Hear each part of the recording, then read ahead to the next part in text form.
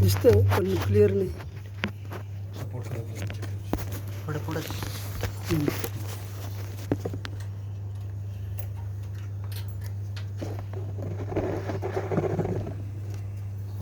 Share आले, fresh आलेलं बघा.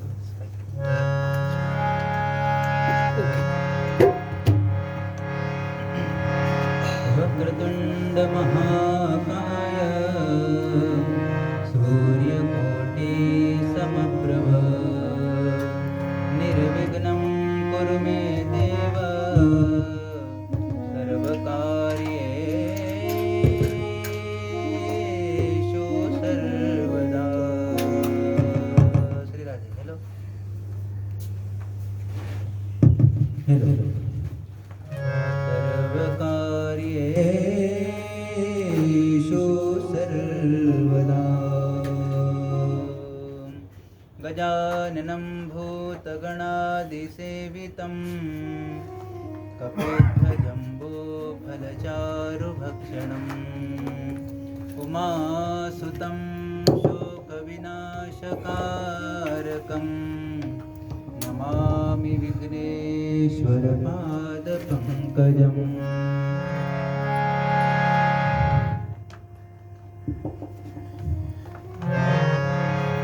वसुदेवसुतं देवं कंसचाणूरमर्दनं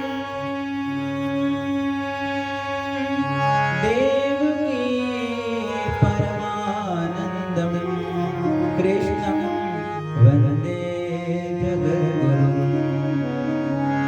मूकं करोति वाचालं पङ्गुलङ्घयते गिरिं यत्कृपातमहं वन्दे परमानन्दमाधवं परमानन्दमाधवम्.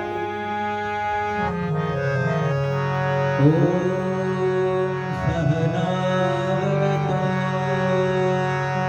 सहनौ भुनक्तु सह वीर्यं करवावहै तेजस्विनावधीतमस्तु मा विद्विषावहै. ॐ शान्ति शान्ति शान्तिः.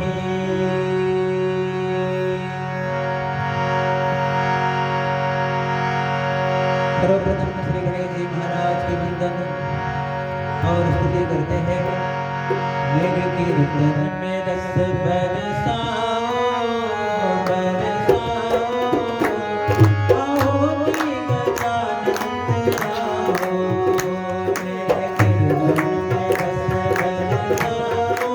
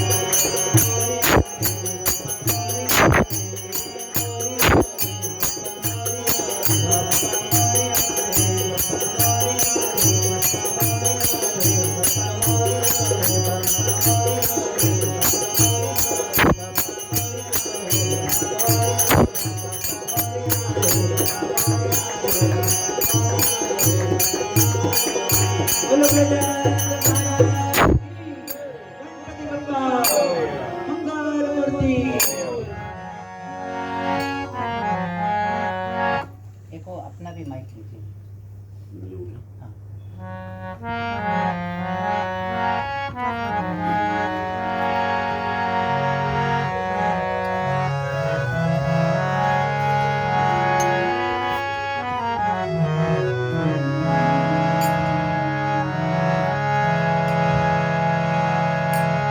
गुरु वंदना करते थे।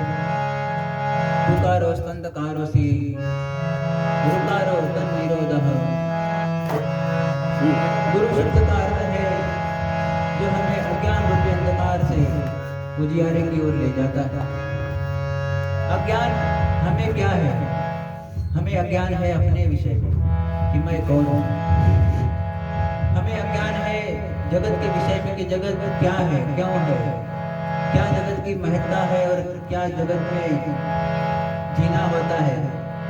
हमें अज्ञान है कि जगन्नाथ कौन है, जगन्नाथ को कैसे पाया जाए, जगन्नाथ तक कैसे पहुंचा जाए। ये सारा अज्ञान केवल गुरु ही दूर कर पाता है और इसीलिए गुरु की महत्ता जीवन में परम आवश्यक है। और हर जीव की पहली गुरु उसकी माता होती है। द्वितीय विद्यालय में शिक्षा दीक्षा प्राप्त करता है और सद्गुरु जो होते हैं, जो सत्य की उसे जीवन में पहचान करा करके देते हैं, सत्य तक उसे पहुंचाते हैं, वे सद्गुरु हैं।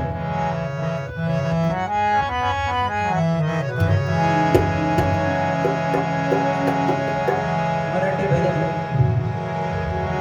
मन सांभाळा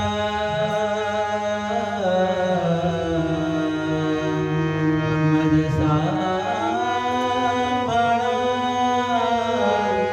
सद्गुरु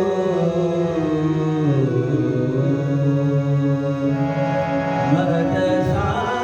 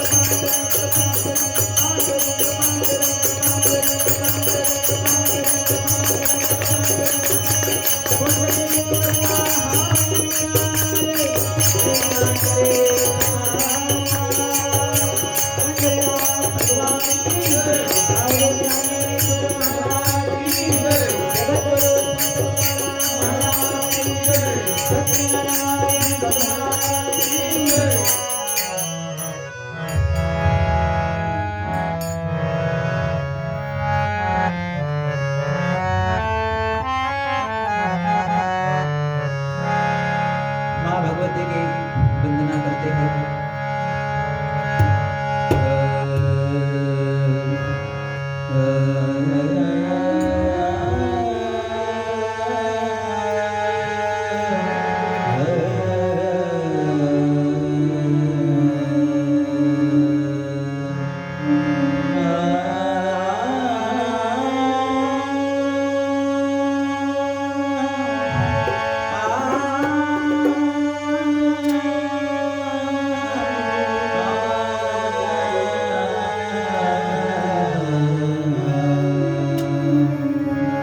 ये राग भैरव है।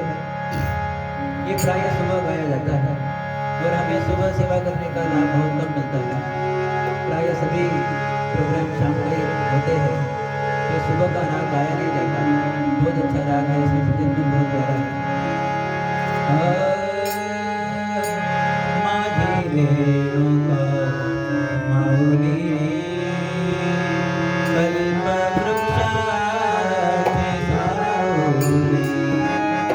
माझी रेणुका माऊली कल्पवृक्षाचे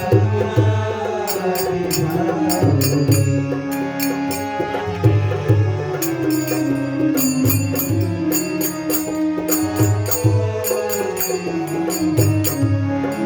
भाग्य सरसी गाई गाई, भाग्य सरसी गाई गाई, मेरी दावत से पाई, मेरी दावत से पाई।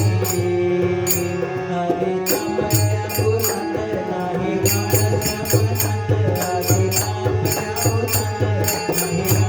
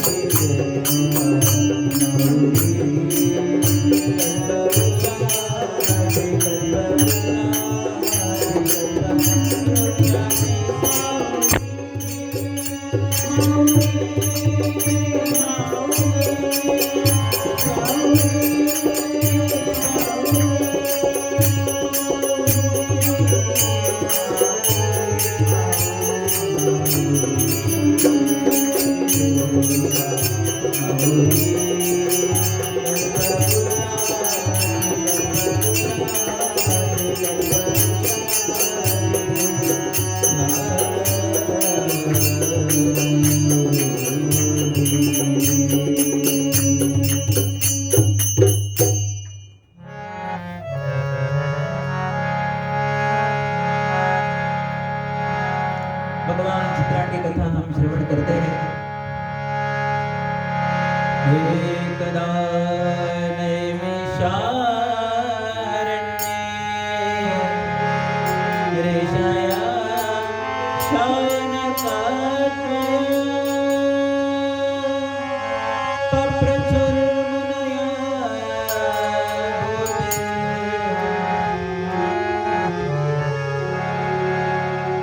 पूर्व काल में परम पावन नैमिषारण्य की भूमि में शौनक आदि 88,000 ऋषि एकत्र हुए। इन्होंने वेद और शास्त्र पुराण के जो बड़े ज्ञाता थे ऐसे सूत ऋषि को प्रणाम किया, वंदन किया और कहते कि हे सूत जी महाराज, इस संसार में ऐसा कौन सा व्रत है, तप है जिसके करने से मनवांछित फल की प्राप्ति होती है, हमें कृपा करके बताओ। सब सूत ऋषि कहते हैं कि पूर्व काल में नारद मुनि इस मृत्युलोक में विचरण कर अंत में भगवान के श्रीधाम वैकुंठ को जाते हैं और भगवान की बड़ी दिव्य स्तुति कर भगवान को प्रसन्न करते हैं। तब भगवान की स्तुति नारद मुनि कर प्रसन्न करते हैं। तब भगवान पूछते हैं कि मुनि किस कारण से आए हो, आने का उद्देश्य मुझे बताए। तब नारद मुनि कहते हैं प्रभु, मैं मृत्युलोक से होकर के आया हूँ, वहां के जीव अपने ही कर्मों से दुखी हो रहे हैं। जन्म से मृत्यु तक और सुबह से शाम तक हर जीव सुख के लिए भागदौड़ करता है, पर सुख जीवों को मिलता नहीं और दुख होलसेल में मिलता है। सो इसका क्या निवारण है? भगवान कहते हैं नारद मुनि, जो संसार है यह दुखालय ही है। दुखालयम अशाश्वतम। जैसे पुस्तकालय होता है, वहां आप जाओ तो केवल पुस्तक ही मिलेगी। आप वहां पर जाकर के क्रोसिन की गोली मांग लो, भैया क्रोसिन की गोली दे दो, तो वो बोलेगा ये ठिकाना गलत है। आपको औषधालय में जाना होगा यदि आपको दवा चाहिए। यहाँ तो पुस्तक है, ये पुस्तकालय है, यहाँ केवल पुस्तक ही मिलती है। भोजनालय में केवल भोजन मिलता है, औषधालय में केवल औषध, पुस्तकालय में केवल पुस्तक और दुखालय में केवल दुख ही मिलता है। तो मुनि, संसार की ऐसी कोई भी चीज नहीं जो जीव को सुखी कर सके। जीव को यदि सुख चाहिए तो उसे मेरी शरण में आना होगा, सत्य को भजना होगा, तभी जीव सुख को प्राप्त होगा। ये जो संसार है ये असत्य है, और लेकिन इस संसार को सत्य का आधार है। मुझ सत्य नारायण के आधार के कारण ये संसार सत्य भास होता है। कहीं शंका नहीं कि ये संसार असत्य है। किसी को लगता है? बिल्कुल नहीं। ऐसा लगता है बिल्कुल 1000% सब सही चल रहा है, परफेक्ट है। दुनिया चल रही है, उठ रही है, दौड़ रही है, खा रही है, पी रही है, जुटा रही है, त्याग रही है, सब कुछ हो रहा है। कोई हानि पा रहा है, कोई लाभ पा रहा है, कोई जो है दुख पा रहा है। तो ये सब संसार में चलता हुआ बिल्कुल सत्य भास हो रहा है, लेकिन ये सत्य नहीं, 1000% असत्य है। क्योंकि ब्रह्म सत्य, जगत मिथ्या, केवल भगवान ही सत्य है, बाकी सब जगत में असत्य है। और असत को जुड़ करके कभी भी सुख मिल नहीं सकता जीव को, कभी शांति नहीं मिल सकती, कभी आनंद नहीं मिल सकता। और जीव की असली खोज ही आनंद है, असली खोज ही परमात्मा है। जब तक वह आनंद को, परमात्मा को पा नहीं लेता, तब तक वह चिर शांति को, आनंद को और चैन को पा नहीं सकता। यदि सुख चैन चाहिए तो भगवान की शरण में उसे आना होगा मुनि, तभी जीव सुख को प्राप्त होगा। तो नारद मुनि कहते, प्रभु क्या फल की विधि और विधान है इस व्रत का, मुझे विस्तार से बताओ। तब कहते हैं दुख ये जो व्रत है, दुख शोकादि शमनम धन धान्य प्रवर्धनम,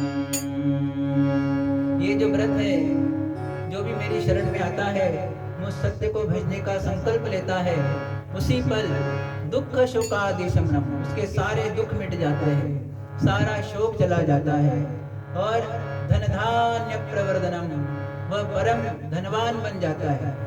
संसार का धन नहीं, सुख चैन का धन, आनंद का धन, परमानंद का धन उसको प्राप्त हो जाता है। लोग भगवान की पूजा करते हैं, लेकिन भगवान से आशा केवल संसार के धन की रखते हैं। तो संसार का धन टेम्पररी है, ये केवल तब तक काम आएगा जब तक हम जी रहे हैं। 25, 50, 100 वर्ष तक ज्यादा से ज्यादा जीव जिएगा, उतना ही काम आएगा।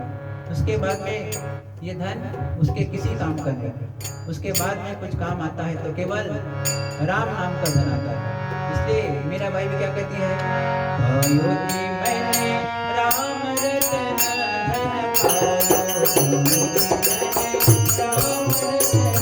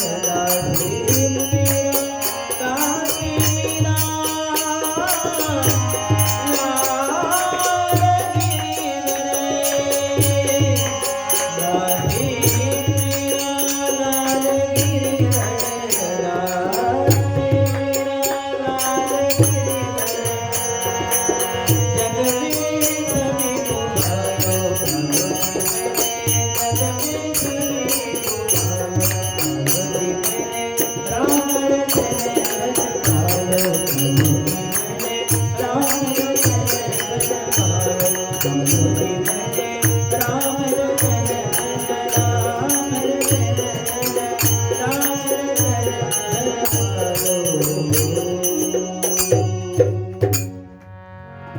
कबीर भी कहते हैं, कबीरा सब जग निर्धना, धनवंता नहीं कोई, धनवंता सोई जानिए, जाके राम नाम धन होई, राम नाम धन होई। जिसके पास राम नाम का धन है, संसार में वही धनी है, जगत में वही धनी है। नारद मुनि के पास क्या है? घर नहीं, कोई ठिकाना नहीं, एक पल कहीं ठहर नहीं सकते, लेकिन उनके पास केवल राम नाम का धन है। जहाँ जाते हैं नारायण नारायण का जप करते हैं, जिसके कारण सर्वत्र वंदनीय है नारद मुनि। भगवान भोलेनाथ साज अमंगल मंगल राशि, पूरा उनका जो श्रृंगार है अमंगल है, लेकिन फिर भी वे मंगल करते हैं, मंगल की राशि है। क्या कारण है? केवल भगवान के नाम जपने से। नाम प्रभाव शंभु अविनाशी, साज अमंगल मंगल राशि। तो जितने संत हुए, भगवंत हुए, उन्होंने महत्व केवल भगवान के नाम को ही दिया, उसी धन को कमाया, संसार के धन को महत्व नहीं दिया। संसार का धन महत्व का है, किस लिए? जीने के लिए, उतने तक ही रखो कि जीने के लिए बंगला चाहिए, गाड़ी चाहिए, व्यवस्था चाहिए, सुख सुविधा चाहिए, उतने तक ठीक है, लेकिन इस धन के बिना मैं जी ही नहीं सकता, यही मेरा सर्वस्व है, यही इसके लिए मुझे जीना मरना है, ये गलत है। तो ये इतने अच्छा प्रोग्राम हो रहा है, इतनी व्यवस्था हुई, इतना भगवान की सेवा हुई, साज सजावट हुई, ये कैसे हुई? धन का ही तो आधार है संसार का। लेकिन इसके पीछे जो धन मिल रहा है, भगवान की भक्ति का, कृपा का, उनकी आशीर्वाद का, ये परम धन जीव को इसके साथ मिल जाता है, ये धन का सदुपयोग हो। तो इस प्रकार नारद मुनि से भगवान कहते हैं कि मुनि, जीव जो है जगत में सुख को ढूंढता है, सुख जगत में नहीं, मेरे शरण में है।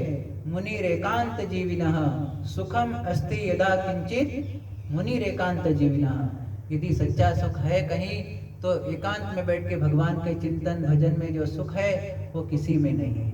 तो इस प्रकार भगवान कहते हैं कि जीव यदि मुझे सत्य को भजने का, मेरे राह पर चलने का, मेरा जीवन में उपयोग करने का संकल्प लेगा, तो जीव निश्चित सुखी होगा और इस लोक में सुख पाएगा। वो जिस दिन भी श्रद्धा हो, गेहूं का चूर्ण लेकर के प्रसाद बनावे, भगवान की कथा श्रवण करे, अपने बंधु बांधव मित्र परिवार को भगवान का प्रसाद बांटे और भगवान का नाम स्मरण कीर्तन करे। इस प्रकार करने से यह मुनि व्रत पूर्ण होता है। जो भी जीव करता है सर्वत्र उसको विजय प्राप्त होती है और इस लोक में सुख भोग के वह अंत में मेरे श्रीधाम वैकुंठ को प्राप्त करता है। स्कंद पुराणे रेवा खंडे सत्यनारायण व्रत कथायां प्रथमोऽध्यायः सत्यनारायण कृष्णार्पणमस्तु। बोलो सत्यनारायण भगवान की, गोपाल कृष्ण भगवान की। इतनी कथा सुन के नारद मुनि भगवान के यहाँ से विदा हुए, नारायण नाम का कीर्तन करते हुए। नारायण नारायण श्रीमन्नारायण नारायण नारायण बोलो नारायण।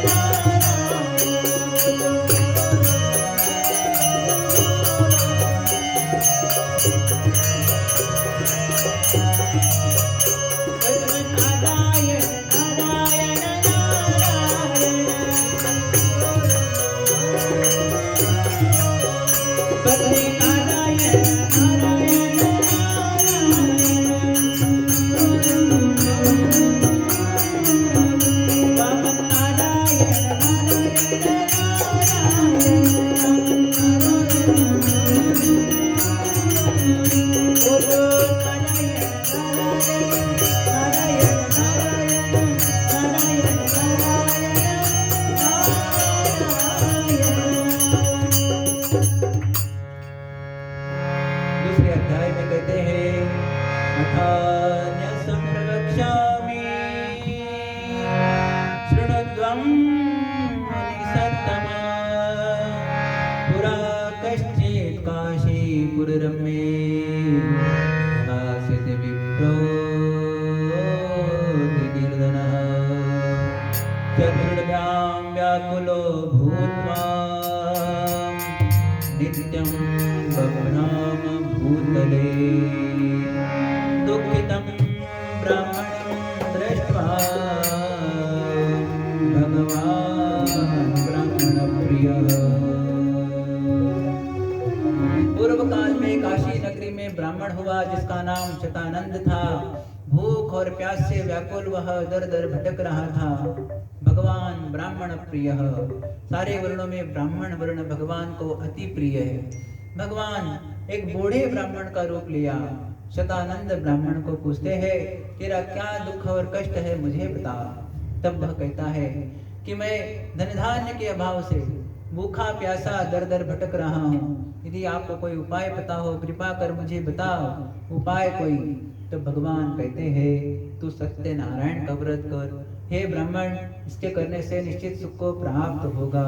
वह ब्राह्मण मन में संकल्प लेता है कि आज दान दक्षिणा में जो भी धन मिलेगा उससे मैं भगवान का व्रत पूजन करूंगा।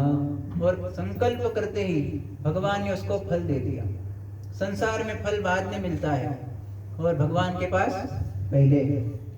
संसार में महीना भर जब जॉब करता है कोई व्यक्ति या कोई काम करता है, कोई टास्क पूरा करता है, तब जाके उसको पैसा मिलता है। लेकिन भगवान के पास लोग प्रार्थना करते हैं, भगवान हमारी इच्छा पूरी कर दो, हम आपको जो है पूजा करेंगे, आपको प्रसाद चढ़ाएंगे। तो पहले हमारी इच्छा पूरी होती है, करते हैं हम लोग, भगवान से करवाते हैं, फिर जाके प्रसाद चढ़ाते हैं, है ना। सो ब्राह्मण ने केवल संकल्प किया कि मैं धन मिलेगा तो पूजा करूंगा, और भगवान ने उसको फल एडवांस में दे दिया। खूब उसको धन की प्राप्ति हो गई। ब्राह्मण बड़ा प्रसन्न हुआ, पूजा की सामग्री एकत्र कर भगवान की व्रत पूजा पूरी किया और भगवान का नाम स्मरण कीर्तन किया। ब्राह्मण के यहाँ पर खूब धन की प्राप्ति हो गई, खूब वैभव संपन्न ब्राह्मण बन गया। अब उसकी श्रद्धा इतनी बढ़ गई कि हर महीने की पूर्णिमा को भगवान का व्रत किया करता था। एक दिन जब पूर्णिमा के दिन ये व्रत कर रहा था, वहां पर लकड़हारा आया, प्रणाम करके ब्राह्मण को पूछा कि हे ब्राह्मण देव, आप यह किस भगवान की पूजा और कथा व्रत आप उपासना कर रहे हो, मुझे बताओ। तब लकड़हारा से ब्राह्मण कहता है, मैं भगवान सत्यनारायण के व्रत पूजा करता हूँ, इन्हीं की कृपा से मुझे धन धान्य की प्राप्ति हुई है। कहा मुझे भी बताओ, मैं भी अवश्य करूंगा। और वह विधि जान लेता है, मन में संकल्प करता है कि आज लकड़ी बेचने से जो धन मिलेगा उससे मैं भगवान का व्रत पूजन करूंगा। लकड़ियों को सर पे लेकर के धनवान लोगों की नगरी में चला जाता है, मानिकचंद हिल बिल्डिंग में, और जो है वहां से उसकी लकड़ियों का जो है दाम उसको चौगुना प्राप्त होता है भगवान की कृपा से। और वह बड़ा प्रसन्न होता है कि केवल संकल्प किया और भगवान ने फल दे दिया। और ऐसे ही जीव जीवन में जो भी संकल्प करता है कि मैं अमुक कार्य करूंगा और निश्चित भगवान मुझे शक्ति दे, मेरा कार्य पूर्ण करे, और भगवान की कृपा निश्चित हर जीव पर बरसती है। इसलिए हर जीव को हर कार्य से पूर्व भगवान की शरण लेनी चाहिए कि हे भगवान, ये कार्य मेरा पूरा करो, B with me, support me, guide me. जब जीव कहता है तो निश्चित भगवान उसको सहयोग करते हैं उसका मार्गदर्शन करते हैं जीवन में, तब उस जीव से कोई भी निर्णय गलत नहीं हो सकता, कोई भी उसका अनिष्ट नहीं हो सकता, सदा वह सुरक्षित रहता है। इतनी कृपा है भगवान के केवल शरण लेने से। बहुत बड़ा कोई कर्मकांड यज्ञ आदि की आवश्यकता नहीं, बस जीव शरण में आ जाए। भगवान कहते हैं कि सन्मुख हो ये जीव मोहि जबहि, जन्म कोटि अगनासहि तबहि। करोड़ों के जन्मों के मैं उसके पाप, संताप, दुख, कष्ट सब नष्ट कर देता हूँ, खाली वो मेरी शरण में आ जाए, मेरे शरण स्वीकार कर। विभीषण जी ने क्या किया? कुछ नहीं, कोई भगवान की केवल शरण ले ली कि भगवान मैं आपकी शरण में आ गया हूँ, अपने बंधु परिवार सबको छोड़ दिया मैंने, अब बस आप ही मेरे सब कुछ हो। और भगवान ने स्वीकार किया। और जो धन संपदा रावण को बड़ी तपस्या और 10 सिर के काटने से मिली थी, वो विभीषण जी को सहज में मिल गई। तो इतना सहज है भगवान के शरण लेने से सब कुछ, लेकिन हम उस सहजता को बड़ा कठिन बना देते हैं। कठिन मार्ग हमको सरल लगते हैं, लेकिन भगवान के शरण हमको कठिन लगती है। तो केवल शरण ग्रहण करने मात्र से जीव का उद्धार हो जाता है। इसलिए हर जीव को चाहिए कि जीवन में शुभ संकल्प करे। ये जो उत्सव करने का संकल्प लिया, ये शुभ संकल्प है। ऐसे शुभ संकल्प जीवन में हर जीव ने करना चाहिए। तो जहाँ संकल्प है वहाँ भगवान की शक्ति है, और वहाँ पर श्री है, वहाँ पर विजय है। इसलिए भगवान गीता में क्या कहते हैं? यत्र योगेश्वर कृष्णो यत्र पार्थो धनुर्धरः तत्र श्रीर्विजयो भूतिर्भुवानेतिर्मतिर्मम। जहाँ पर पार्थ अर्जुन है और जहाँ पर शुभ संकल्प है, वहाँ पर सदा श्री है, वहाँ पर विजय है, वहाँ सदा भगवान उस जीव के साथ में है। इसीलिए भगवान जो है, जीव ऐसे ही भगवान दिखाते हैं कि शरण में जब रहता है, मेरी कथा श्रवण करता है, मेरे नामस्मरण को करता है, तो मैं उसकी सदा रक्षा करता हूँ। और पार्थ का अर्थ केवल अर्जुन नहीं, पार्थ का अर्थ है हर वह जीव जो शुभ कर्म के लिए अपने जीवन को लगाता है। और वहाँ पर सदा श्री है, विजय है, वहाँ सदा संपत्ति है, सुख संपदा है। तो इस प्रकार ये ब्राह्मण हुआ, लकड़हारा हुआ, इन्होंने भगवान की भक्ति का संकल्प लिया और सुख को पाया, मोक्ष को पाया। सदा जीव ऐसे ही भगवान की यदि शरण ग्रहण कर ले तो मोक्ष को पाता है। मुझे चरणों से लगा ले मेरे श्याम मरने वाले, मुझे चरणों से लगा ले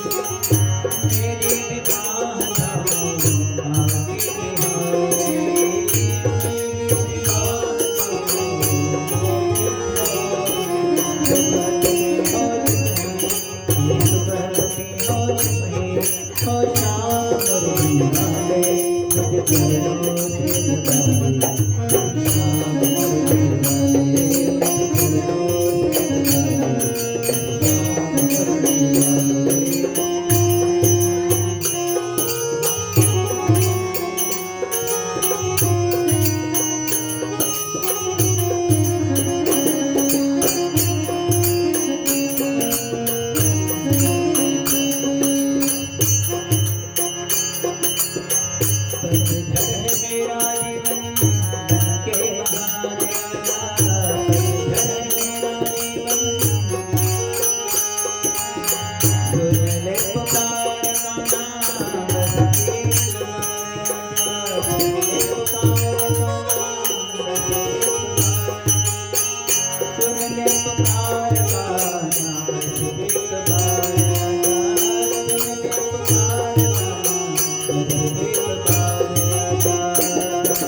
बिगड़त जाए मेरे, बिगड़त जाए मेरे, पर आप पर बुला ले मुझे चरणों से लगा ले, मुझे चरणों से लगा ले।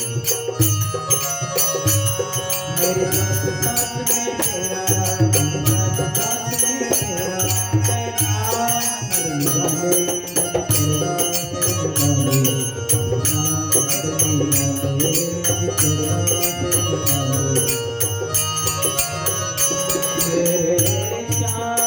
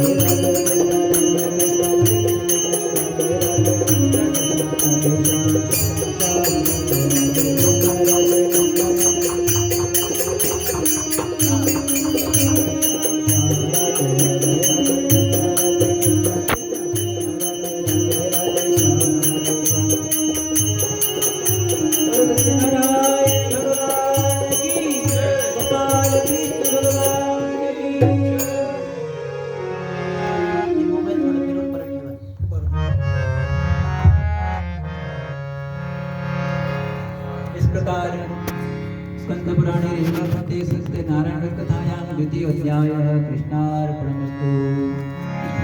तीसरे अध्याय में कहते हैं अतान्य संप्रवक्ष्यामि शृणुतं मनिसत्तमा पुराज उल्कामको नाम पश्चासे महामति जितेन्द्रिय सत्यवादी ययो देवालयं प्रति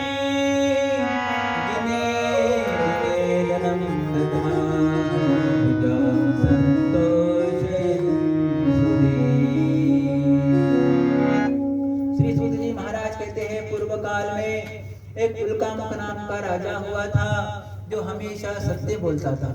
प्रतिदिन मंदिर देवालय में जाकर के गरीबों को धन दे करके संतुष्ट किया करता था और अपनी इंद्रियों पर उसने विजय भी प्राप्त कर ली थी। और इस प्रकार हर जीव को चाहिए कमाए हुए धन में से अपना कुछ अंश भगवान के धर्म कार्य में अवश्य लगाएगा। तो बचा हुआ धन जो है वह शुभ कार्यों में अपने उपयोग में पूर्ण रूप से आता है, नहीं तो वह धन जो है जड़ा मूल से चला जाता है। अनिति से धन होत है दिवस 5 अनुसार, तुलसी 12 वर्ष में जड़ा मूल से जाता। तो जो धन है वह अच्छा है बुरा है पता नहीं चलता कर्म में जीव को, इसलिए आए हुए धन को शुभ कर्म में लगाए, धर्म कर्म में लगाए, गरीब नारायण की सेवा करे, कोई विद्याभ्यास के लिए आवश्यकता है तो वहाँ सेवा करे, अन्नदान करे, जो भी बन सके जीव को चाहिए करते रहे। और दान क्यों करना चाहिए इसके ऊपर संत बहुत अच्छा बताते हैं। दान करने से जीव की वृत्ति त्याग की बनती है, क्योंकि हर जीव को एक न एक दिन संसार छोड़ना है। और हम यदि छोड़ने का अभ्यास नहीं करेंगे, केवल बटोरने का ही अभ्यास करेंगे, तो अंत में संसार छोड़ने में फिर जीव को बड़ा कष्ट होता है। जैसे वो पैराशूट होता है, उसमें जितना बोझा कम करते जाते हैं उतना ही वो पैराशूट ऊपर को जाता है, नहीं तो वो फ्लाई नहीं कर पाता। तो ऐसे ही जीव जो है यदि उसकी आसक्ति संसार में ही बनी रही तो वह सदगति को नहीं पाता, उसका उद्धार नहीं होता और वह जीव की आत्मा फिर भटकते ही रह जाते। तो जीव यदि परमात्मा तक उसको पहुंचना है, जाना है, तो उसको चाहिए कि त्याग का अभ्यास अवश्य करे। और हर दिन जीव को 1 रुपया क्यों ना हो, 10 रुपया क्यों ना हो, हर दिन दान करना चाहिए, त्यागना चाहिए। इसके करने से जीव का अभ्यास बढ़ता है और त्याग में जो शांति है वो बटोरने में नहीं। इसलिए कहा है त्यागा शांति अनंतरम। देने मात्र से जीव का हृदय प्रफुल्लित हो जाता है, आत्मा संतुष्ट होती है। करके देखो, जो भी जीव करता है उसको अनुभव करता है। तो जब जीव देता है किसी को तो उसको बड़ा आनंद होता है। दिवाली है, दशहरा है, नवरात्रि है, गणेश उत्सव है, गरीबों में प्रसाद बांटो, अन्न बांटो, वो जितना आनंद मिलता है वो और किसी में नहीं, उतना खाने में नहीं जितना खिलाने में आनंद जीव को मिलता है। तो इसलिए जीव को चाहिए कि बांटे, दान करे, त्याग करे। और भगवान भी इसीलिए कहते हैं, प्रमाण दिए हैं कि त्यागात शांति अनंतरम। जो त्याग में शांति है वो बटोरने में नहीं है। तो इस प्रकार ये जो उल्कामुख नाम का राजा था, हमेशा प्रतिदिन जाकर के गरीबों में धन दे करके उनको संतुष्ट करता था। एक दिन यह राजा सह परिवार भगवान का व्रत पूजा कर रहा था। करते समय वहां पर एक साधु नाम का व्यापारी आया। प्रणाम करके राजा को पूछा कि हे राजा, आप यह किस देवता की पूजा करते हो, क्या इसका लाभ है और क्या इसकी विधि है? तब वह राजा कहता है, मैं भगवान सत्यनारायण का व्रत पूजा कर रहा हूँ, इन्हीं की कृपा से मेरे सारे मनोरथ पूरे होते हैं। तब कहा, मुझे भी बताओ, मैं भी अवश्य करूंगा, मेरे कोई संतान नहीं है। विधि जाना वह व्यापारी भी मन में संकल्प लेता है कि यदि मुझे संतान हो जाएगी तो मैं इस व्रत को अवश्य करूंगा। संकल्प करने मात्र से भगवान ने उसको फल दिया। उसकी पत्नी गर्भवती हुई, 10वें मास में उसको एक सुंदर कन्या का रत्न प्राप्त हुआ। कन्या का नाम कलावती रखा गया, क्योंकि जैसे शुक्ल पक्ष में चंद्रमा बढ़ता है ऐसे ही वह दिनों दिन शीघ्रता से बढ़ती हुई दिखी, इसलिए उसका नाम कलावती रखा गया। उसकी माता लीलावती कहती है, स्वामी जी, आपने जो संकल्प किया था भगवान का व्रत पूजा करने का, क्यों नहीं करते हो? बोला, देवी, कौन सा भगवान ने बेटा दिया है? बिटिया ही तो दिए, इसके विवाह के समय में कर देंगे। और आश्वासन देकर के वह व्यापार में लग जाता है। कालांतर में देखता है कन्या सयानी हो गई है, एक वर की खोज कर उसका विवाह संपन्न कर देता है। पर दुर्भाग्य से भगवान का व्रत पूजन करना भूल जाता है। तो भगवान उसे श्राप देते हैं कि तुझे दारुण दुख प्राप्त होगा। अपने जामाता को साथ में लेकर के चंद्रकेतु के राज्य में व्यापार के लिए चला जाता है। व्यापार करते समय 2 चोर भगवान की माया से मोहित हुए, राजा के धन को लेकर भाग रहे थे। पीछे से सिपाहियों को आता देख चोर धन को वहीं छुपा देते जहाँ ये दोनों ठहरे थे। धन को वहां पा करके सिपाही दोनों को पकड़ लेते हैं, कारागृह में डाल देते हैं। जितना इनका धन लिया था सब छीन लेते हैं। घर में जो धन रखा था वह सब धन चोर लेकर चले गए। कन्या पत्नी बहुत दुख को प्राप्त हुई। कन्या एक दिन घर आई, माता से कहती है, माता, हमें यह एक व्रत में जान करके आई हूँ, करना चाहिए। तो माता और वह कन्या दोनों मिलकर के भगवान के व्रत को करती है, क्षमा मांगती है कि हे भगवान, हमसे जो भी अपराध हुआ है उसे क्षमा करो। भगवान बड़े दयालु हैं। दीनबंधु प्रसन्न हो चंद्रकेतु को स्वप्न में बोले, प्रातः ही दोनों व्यापारियों को छोड़ दे, नहीं तो तेरा राज्य पुत्र आदि मैं सब नष्ट कर दूंगा। वो उठता है, सभा में स्वप्न को सुनाता है, उनका जितना धन लिया था उससे दुगना धन इनको दे करके वह विदा करता है। स्कंद पुराणे रेवा खंडे सत्यनारायण वध कथायां तृतीयोध्यायः कृष्णार्पणमस्तु। बोलो सत्यनारायण भगवान की जय। गोपाल कृष्ण भगवान की जय। गोविंद बोलो हरि गोपाल बोलो, गोविंद बोलो हरि गोपाल बोलो, हरि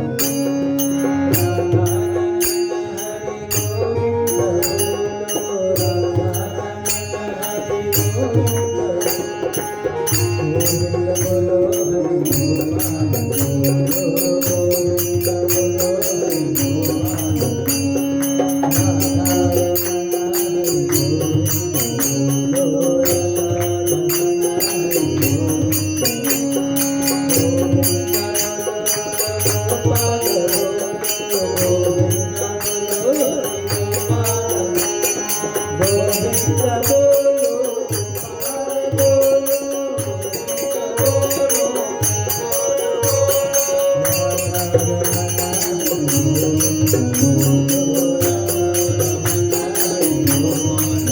बोलो हरि गोपाल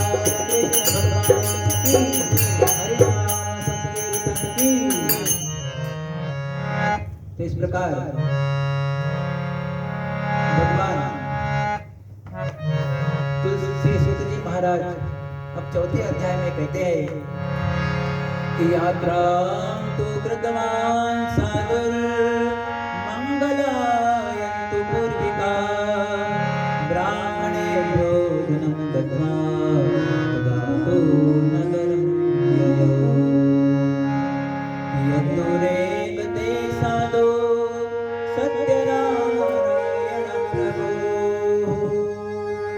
ये व्यापारी यात्रा को आरंभ से पूर्व अपने माता पिता गुरु इष्ट देव सभी का स्मरण करता है और यात्रा को आरंभ करता है। हर जीव को चाहिए कि अपने कोई भी कार्य से पूर्व अपने माता पिता गुरु इष्ट देव का वंदन करे, मंगलाचरण करे और फिर यात्रा को अपने कार्य को आरंभ करे, दिन की शुरुआत करे। इस प्रकार करने से दिन अच्छा और निर्विघ्न बीतता है। यह व्यापारी भी मंगलाचरण कर यात्रा आरंभ करता है। थोड़ी ही दूरी पर पहुंचता है कि वह भगवान साधु रूप में उसके पास आ जाते हैं। क्यों? परीक्षा लेने के लिए कि इतना दुख ये भोगा है अभी जेल में, फिर भी इसमें कुछ विनम्रता आई कि नहीं। पर झुकता कौन है? जिसमें जान है। अकड़ना तो मुर्दे की पहचान है, ये अकड़ा ही रहा, जीवित भी मुर्दा था। और भगवान जब आए तो प्रणाम भी नहीं किया, संत को प्रणाम भी नहीं किया। और भगवान ने जब पूछा कि किम अस्ति तव नौकिका, तेरी नौका में क्या भरा है? बोला, भगवान आप क्यों पूछ रहे हो? आपको क्या संत को धन चाहिए? मेरे पास कोई धन नहीं महाराज, मैं तो बड़ा गरीब आदमी हूँ, मेरी नौका में भी केवल पान पत्ते और फूल ही भरे हुए हैं। भगवान बोले, सत्यम भवतु ते वच, तेरा वचन सत्य हो जाए। और यही गलती हम लोग भी करते हैं हर दिन। भगवान ने सब दिया है, फिर भी हम भगवान के पास रोते रहते हैं, झूठ बोलते रहते हैं कि भगवान आपने तो हमें कुछ दिया ही नहीं और पता नहीं कब दोगे। तो भगवान जीव को एक ही कहते हैं, क्या? एज यू विश, तथास्तु। हम ही ज्यादा बोलते हैं भगवान को, और भगवान को कभी भी रो के प्रार्थना नहीं करनी चाहिए। समझ जाइए, कभी भी दुख में तड़प के परेशान होके भगवान को कभी प्रार्थना नहीं करते, क्योंकि भगवान एक ही कहते हैं, क्या? तथास्तु, एज यू विश। लोग क्या प्रार्थना करते भगवान को, हे भगवान मैं तो मर गया, मैं तो मिट गया, मैं तो बर्बाद हो गया, मेरा तो कोई नहीं है संसार में, और अब मैं कैसे तरूंगा, कैसे जीऊंगा, अब क्या होगा। ये सब लेकर के शब्द से लोग प्रार्थना करते। भगवान ज्यादा नहीं बोलते, क्या कहते हैं, तथास्तु। तू बोल रहा है ठीक है, तथास्तु। इसलिए ऐसी प्रार्थना भगवान को कभी नहीं करते।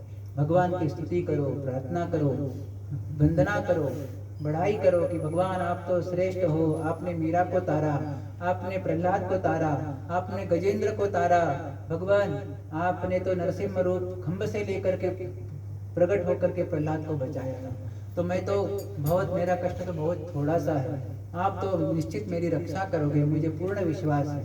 इस पे भी भगवान क्या बोलेंगे, तथास्तु।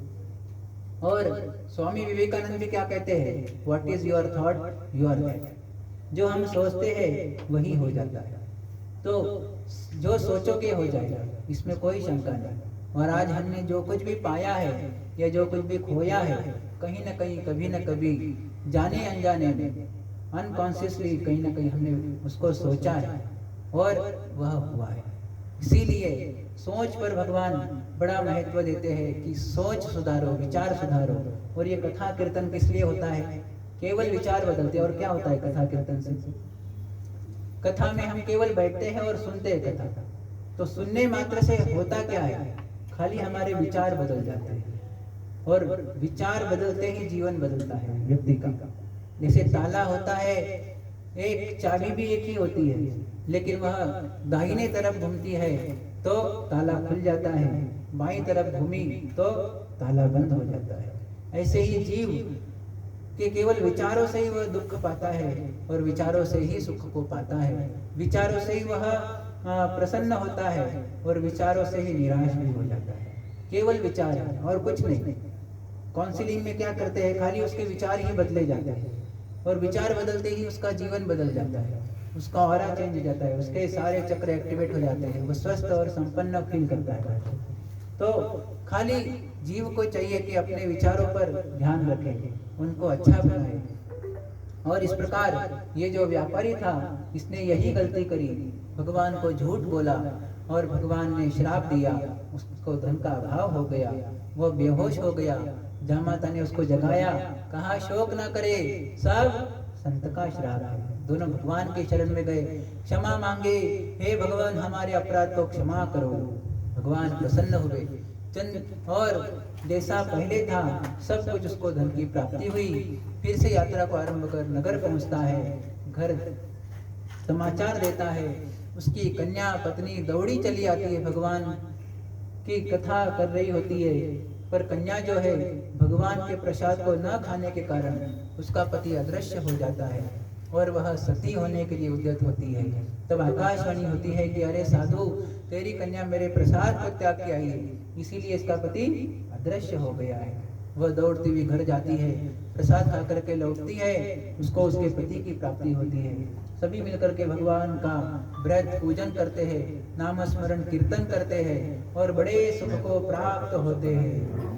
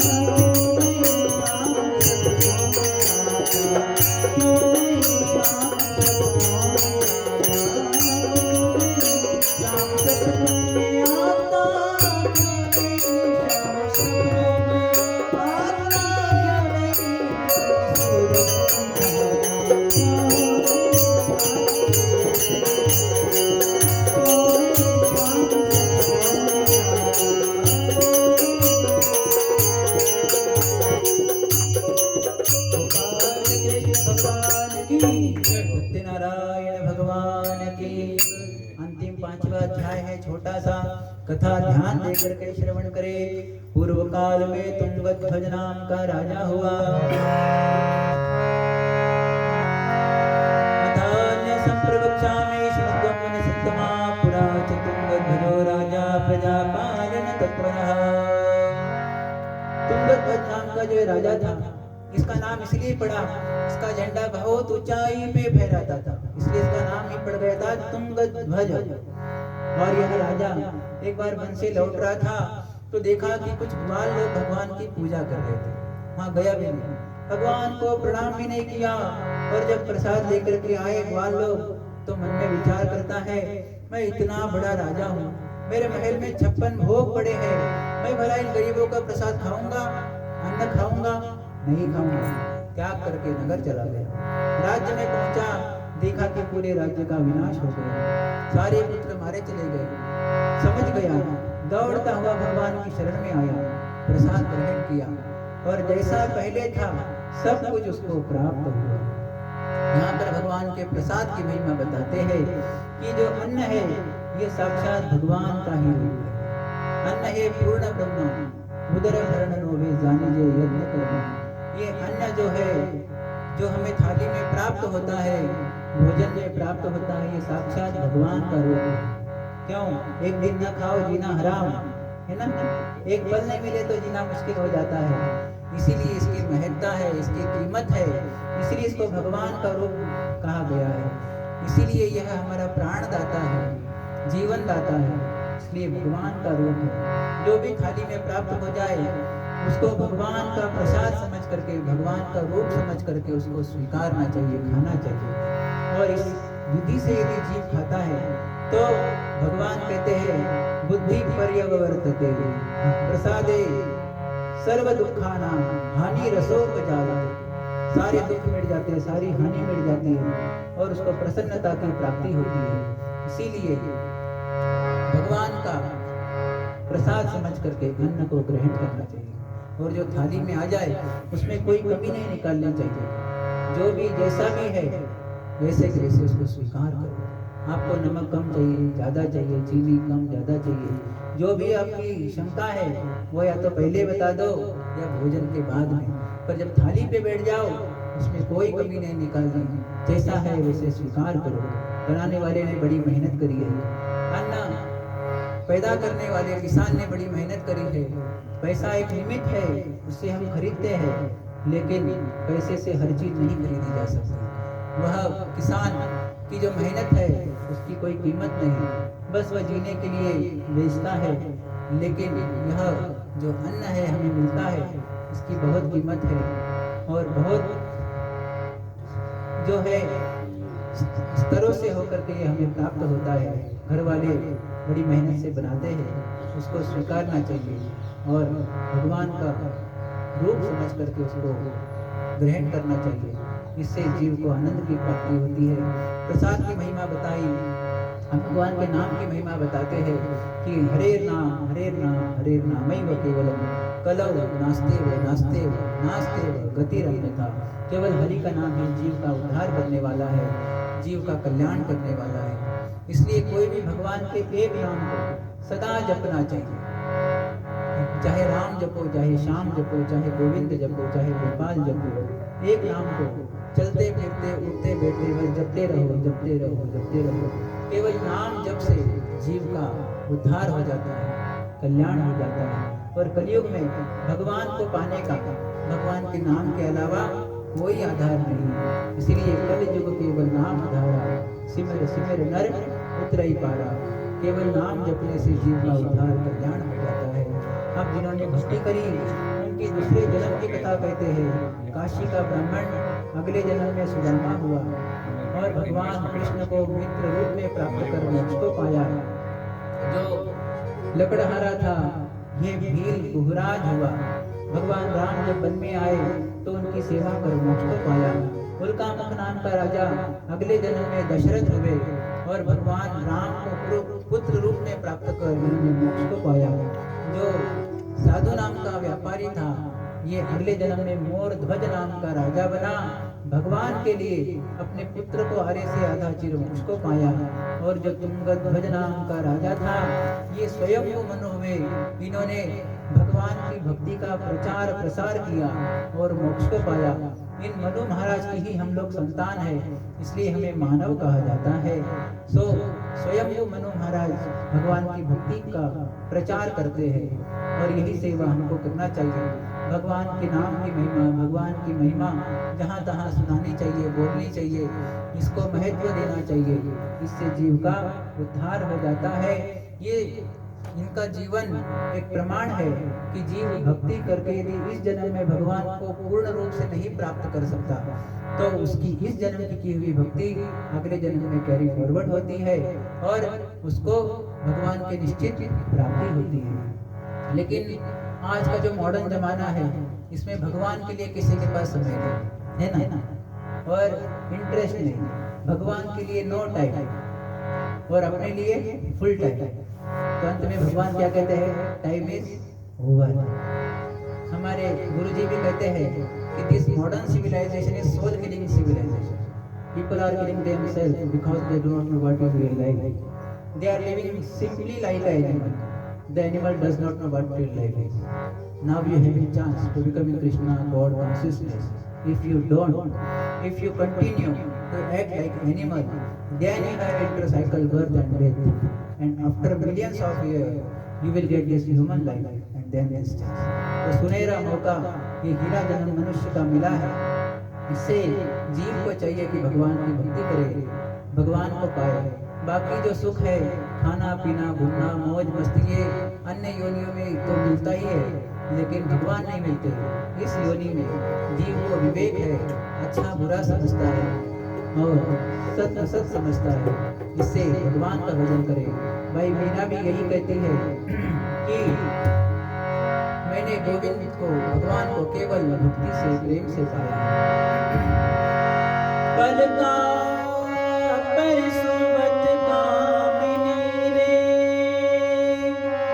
ज्ञान ध्यान सब ही संग लाग्यो। ज्ञान ध्यान सब ही संग लाग्यो। पल में लग गई पलकन मोरी, नीचत ही पल में पियाए। मैं चोटी पिया आदर देने, जाग परी पिया हाथ गवायो। और सखी पिया सो कर खोया, मैं बना पिया जागे गवायो। मैंने लीनो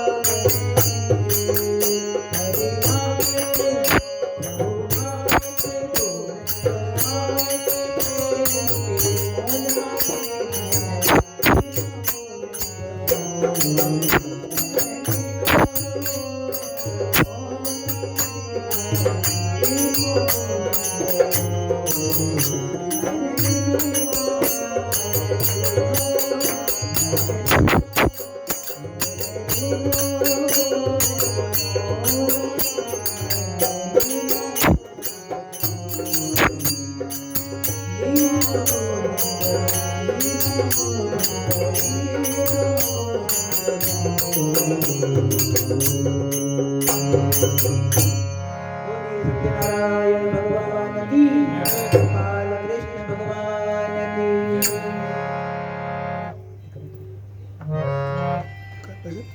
बोलो एक आदमी राम नाम की नैया लेकर ऐसे ही बोलना। दूर कैसे राम नाम की नैया लेकर चले हाँ नहीं चले महाराज एक कथा पूरी हो रही है अभी हाँ एक तो बोलेंगे फिर आगे हाँ तैयारी कर लीजिए आरती की थाली ये थाली में ले लो ये उसमें ले लो। राम नाम कपूर से राम नाम की नैया लेकर